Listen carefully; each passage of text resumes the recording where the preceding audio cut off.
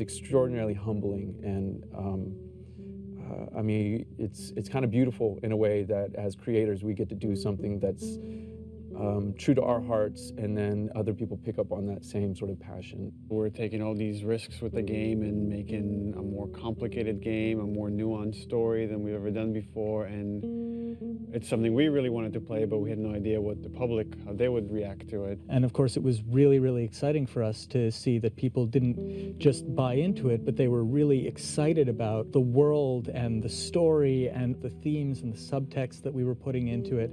Really, people just got the game 100%. You know, as an artist, as a creator, you want people to love your work. You want to cause some emotional reactions. So it just kind of leads us and encourages us to keep going in the directions that inspire us.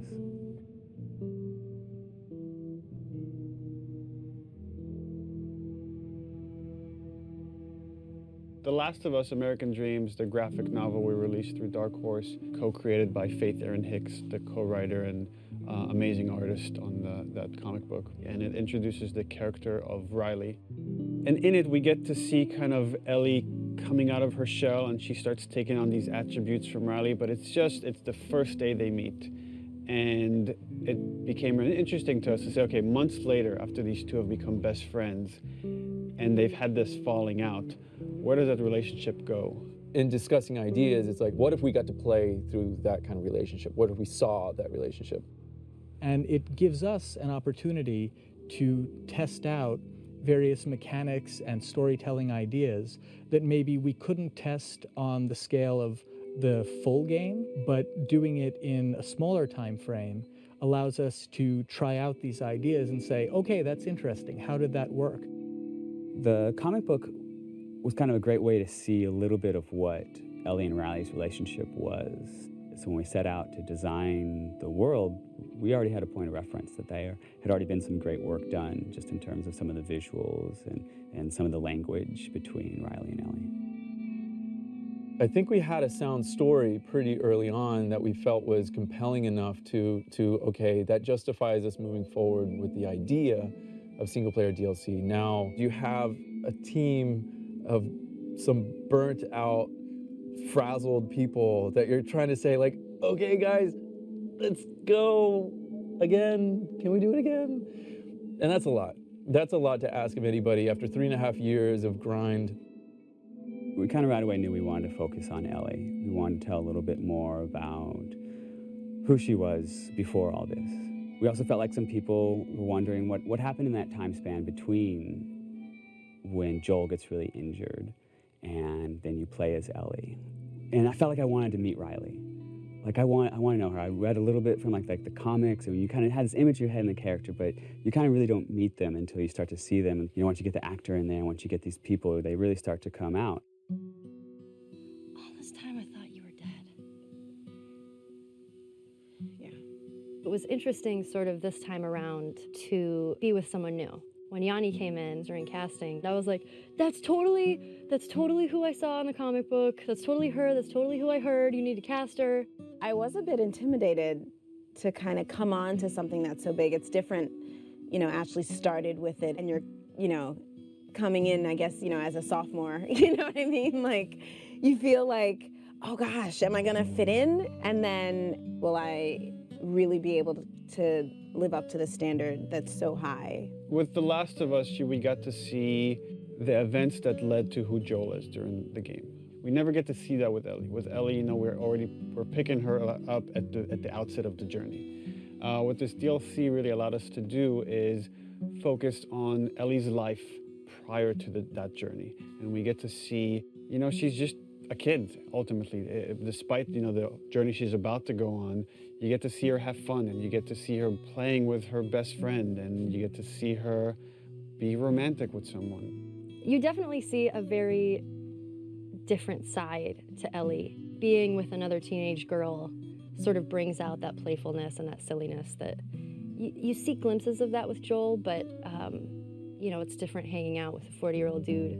You know Ellie as this really tough, strong kid that has gone through so many crazy things and has seen so many things, to this other side of her, a little bit more vulnerable, softer side of her through the eyes of Riley. So it's a really interesting relationship there because you get to see somebody who really influenced who Ellie is and taught her how to survive and be strong. And then you see that playful Ellie, and you see the events that are shaping her and changing her, and how she loses the one person in this world that she cares for.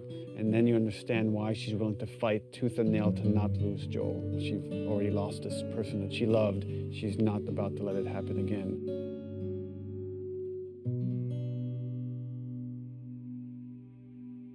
There was a lot of gameplay where we kind of challenge ourselves to say, okay, how do we add tension? How do we add core mechanics to two teenage girls that have snuck out of this military dorm and are being playful at the mall?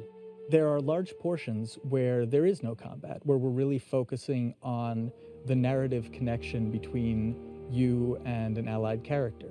What's really important to us is how we parallel the player's emotional experience in the characters and vice versa. We want you to always be feeling the way that the characters are feeling. What the fuck are you looking at?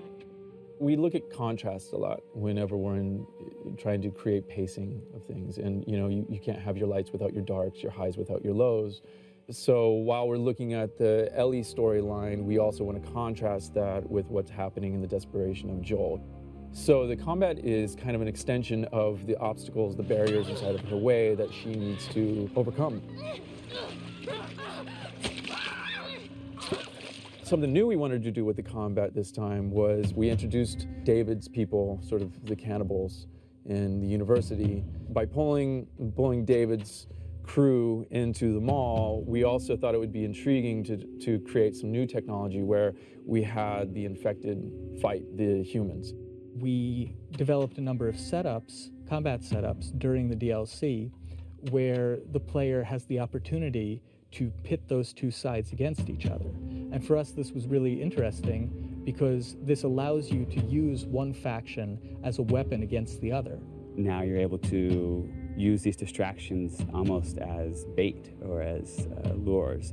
So that creates this whole new way to think about a combat space and to think about ways that you move around. But it still drives home that idea that it's a desperate world and you're trying to survive in it. The main themes that we're playing with, I think, are love and loss and on some level devotion. What lengths do you go to protect the ones that you care about?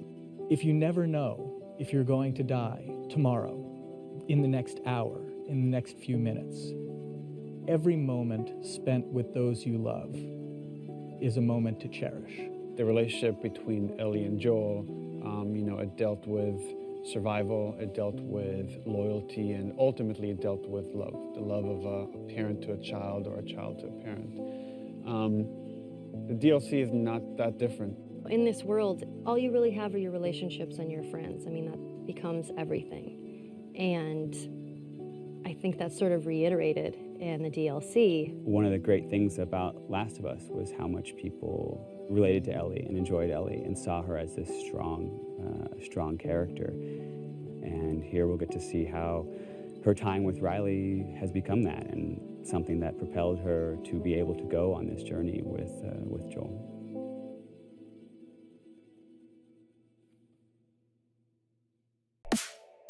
Si te gustó el video, no te olvides de suscribirte al canal. Y si ya estás suscrito, no te olvides de picarle a la campanita de notificaciones para que te llegue una notificación cada vez que yo suba un nuevo video.